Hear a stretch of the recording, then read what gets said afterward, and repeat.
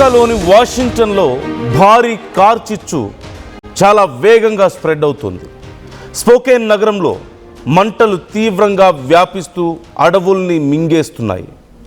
ఇళ్లను వదిలి స్థానికులు పరుగులు తీస్తున్నారు. ముందస్తు హెచ్చరికలతో కొన్ని ప్రాంతాల్లో ప్రజలు ముందే ఇళ్లను ఖాళీ చేసి వెళ్ళిపోతున్నారు. వందలాది ఇళ్ళు కాలి బూడిదయ్యాయి. హెలికాప్టర్ల సాయంతో మంటలు ఆర్పేందుకు అధికారులు ప్రయత్నిస్తున్నారు. కార్చిచ్చు తీవ్రతతో స్పోకెన్లో రెడ్ అలర్ట్ జారీ చేశారు. అమెరికా పశ్చిమ ప్రాంతాల్లో వైల్డ్ ఫైర్ ఆందోళన భారీగా పెరుగుతోంది. ఈ నేపథ్యంలో కొన్ని వందల ఇళ్ళు ఇప్పటికే ఈ వైల్డ్ ఫైర్కి ఆహుతయ్యాయి. మరికొంతమంది కొన్ని ప్రాంతాల్లో ఇప్పటికే ఖాళీ చేసి వెళ్ళిపోతున్నారు.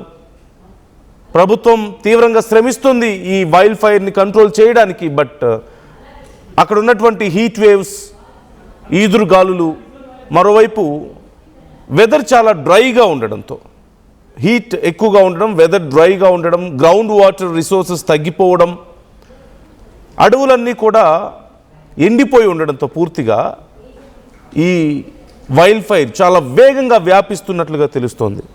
నిజంగా ఎప్పటిలోపు కంట్రోల్ అవుతుందని చెప్పడం కష్టంగా ఉంది.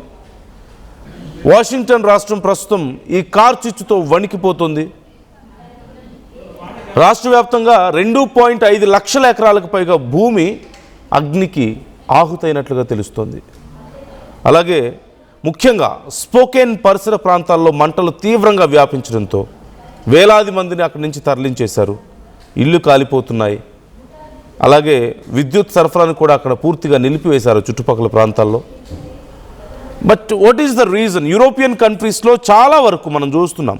Grace, France, Spain, Canada, Japan, Turkey, Romania, Germany, ఇలా చాలా ప్రాంతాల్లో ఈ వైల్డ్ ఫైర్ ఇన్సిడెంట్స్ నమోదవుతూ ఉన్నాయి. ముఖ్యంగా European countries are suffering from these wild fires.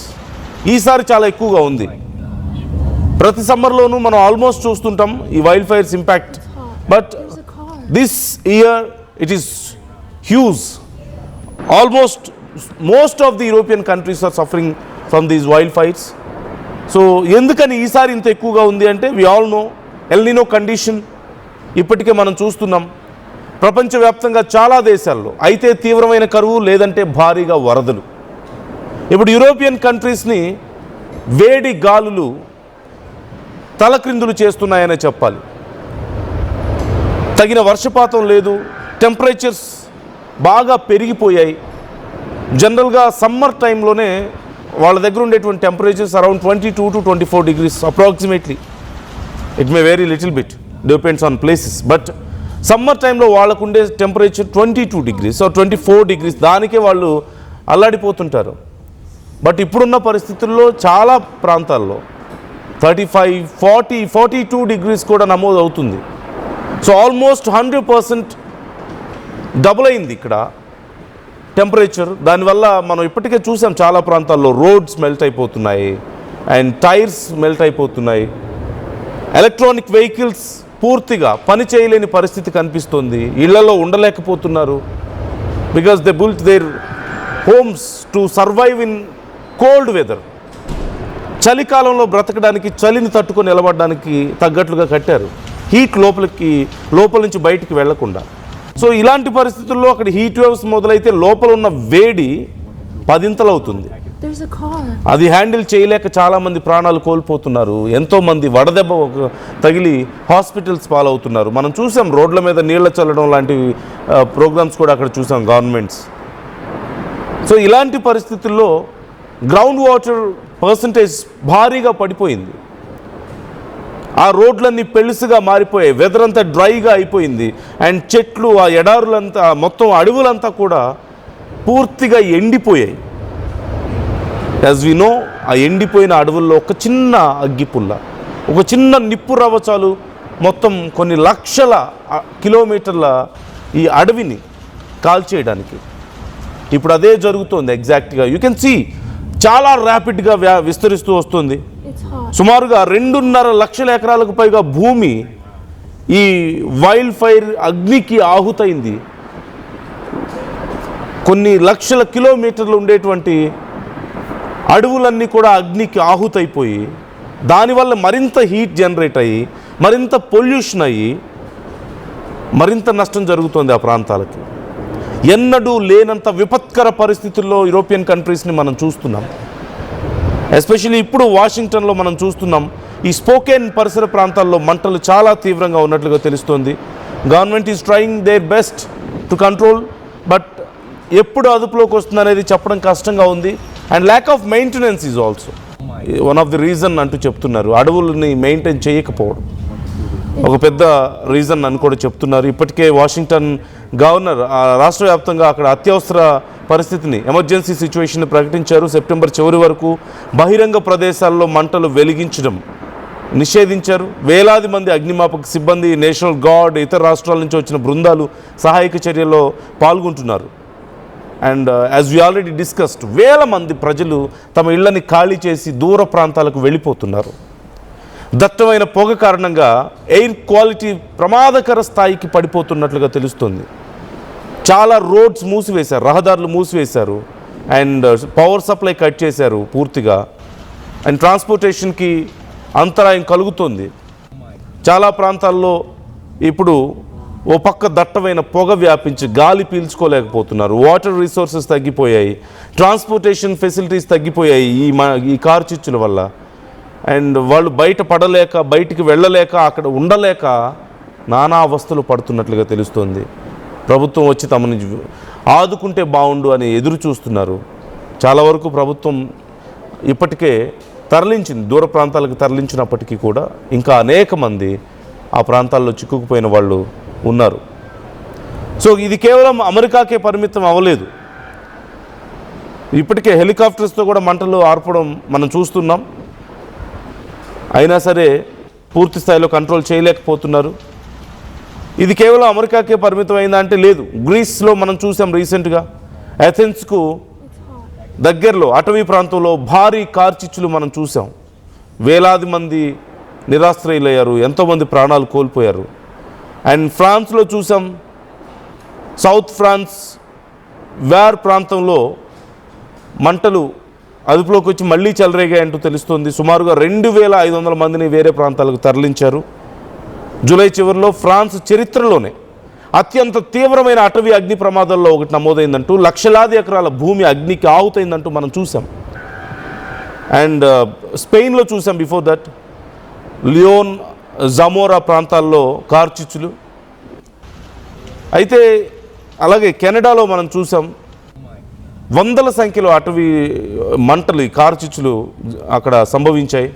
ముఖ్యంగా ఓంటారియో ప్రాంతంలో మంటలు చాలా తీవ్రంగా అంటుకున్నాయి. వాటితో పాటు జపాన్ ఈ సంవత్సరం స్టార్టింగ్లోనే ఇవాటే ప్రిఫెక్చర్లో ఒత్సుచి అనే ప్రాంతంలో భారీ మంటలు ఎగిసిపడడం మనం చూసాం. 3000 మంది పైగా ప్రజల్ని వేరే ప్రాంతాలకి తరలించాల్సి వచ్చింది. వందలాది హెక్టార్ల అటవీ భూమి కాలి బూడిదైంది. దాంతోపాటు టర్కీ, రొమేనియా, జర్మనీ, సో ఈ ప్రాంతాలన్నీ కూడా ఇదే పరిస్థితి. సో సింపుల్గా if you can find out few reasons, simple reasons, heat waves, అలాగే దీర్ఘకాలిక కరువు, లో హ్యూమిడిటీ, అలాగే బలమైన ఈదురుగాలులు, ఎండిపోయిన అడవులు, గడ్డి, అండ్ ఎస్పెషల్లీ ఎల్నినో కండిషన్, వాతావరణంలో జరిగినటువంటి మార్పులు. These are the basic reasons. So El Nino is not only affecting in rainfall conditions but also in all other aspects. So దానికి కాన్సిక్వెన్సెస్ మనం చూస్తున్నాం. కేవలం రెయిన్ఫాల్ తక్కువ ఉండడమో లేదంటే కరువు రావడం మాత్రమే కాదు, ఇలాంటి ప్రకృతి వైపరీత్యాలు సంభవించడంలో ఉన్నటువంటి పరిస్థితుల్ని మరింత దారుణంగా ఎస్కలేట్ చేసి మరింత దారుణమైన పరిస్థితుల్లోకి ప్రజల్ని, దేశాలని నెట్టేయడానికి ఈ ఎల్నినో కారణం అవుతుంది. అన్ఫార్చునేట్లీ ఇప్పుడప్పుడే ఆ కండిషన్లోంచి వాళ్ళు బయటపడలేని పరిస్థితి.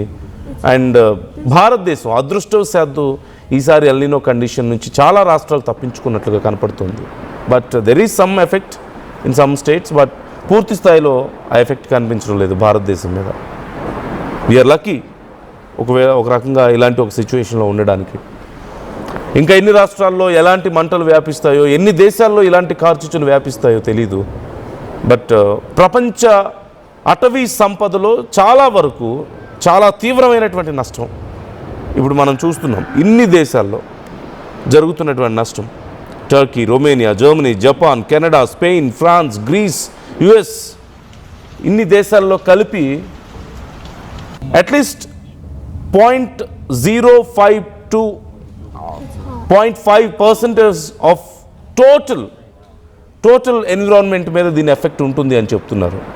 మేబీ అప్రాక్సిమేట్లీ 1% ఉండొచ్చు అని కూడా కొన్ని ప్రాంతాల్లో ఎస్టిమేషన్స్ కనిపిస్తున్నాయి.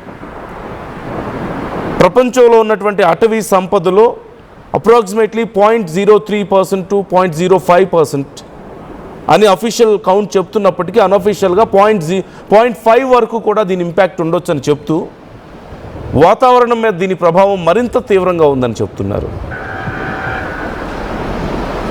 మోస్ట్ డెవాస్టేటింగ్ సిచ్యువేషన్ అని చెప్పొచ్చు. So try to comment your opinions.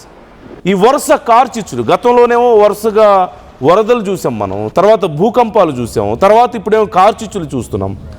ఈ వరుస ప్రకృతి వైపరీత్యాలు ముఖ్యంగా ఈ గత 2-3 ఏళ్లలోనే వరుసగా చోటు చేసుకుంటున్నాను. ఈ అంశం మీద మీ అభిప్రాయాలు ఏంటి? కామెంట్ చేయండి, మీ అభిప్రాయాలను మాతో షేర్ చేసుకోండి.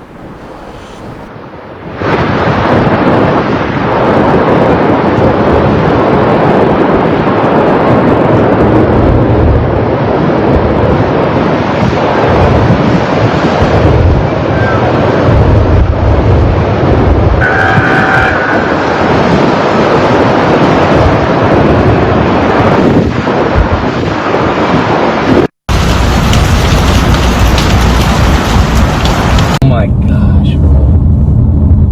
Holy crap.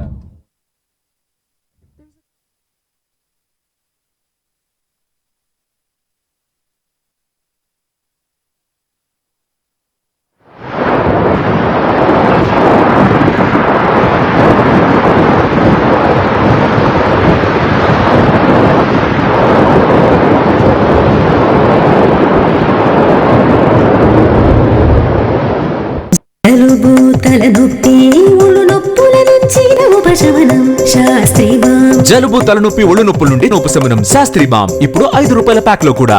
ఏం కొన్నావురా? అమ్మకి 10, అత్తమ్మకి 6, అమ్మమ్మకి 4 కేజీలు చీరలు మావా. అబ్బో, ఇక్కడ కేజీ చీరలు కొంటే 1/2 కేజీ చీరలు ఫ్రీ అంట. Churidar, men's wear, kids wear 1+1, 2+1 మస్తు ఆఫర్లు ఉన్నాయి. మరి ఇంకా మాంగళ్య ఆషాఢం కేజీ సేల్ అంటే తెలుసు కదా. మాంగళ్య షాపింగ్ మాల్ కేజీల్లో సేల్, టన్నుల్లో ఆనందం. అందరికీ నమస్కారం, నేను మీ అనసూయ భరద్వాజ్. ఆషాఢ మాసం సందర్భంగా మన కాసన్ ఫ్యాషన్స్ ఏపీ అండ్ తెలంగాణలోని 24 స్టోర్స్ లో సరికొత్త ఆఫర్స్ తో మీ ముందుకు వస్తుంది. అంతేకాకుండా ఈ ఆషాఢ మాసంలో మన ప్రత్యేకత, కిలో చీరలు కొనండి, 1/2 కిలో చీరలు ఉచితంగా పొందండి. రాజిత రంజిత రజితాభరణం. Pure in its form with grace made noble. దేదీప్యాన్విత దివ్యాభరణం. స్వర్ణ సమున్నత శాశ్వత స్వర్ణం. మందిరాది మన మందిరం. Mandira Premium Silver Jewelry by Manipali. I'm Rishabh, a digital marketing strategist and a football player. I refuse to be one. At Anurag University, be everyone you dream to be. Tournament ముందు paint చేయాలని ఆలోచన చేస్తున్నారా? అయితే Kisan fashion mall లా అద్రిపోయే ఆఫర్లున్నాయి. జోర్దార్ గా shopping చేయండి. పండుగ అయినా, దావత్ అయినా, పట్టైనా, ఫ్యాషన్ అయినా కిసాన్ ఫ్యాషన్ మాల్.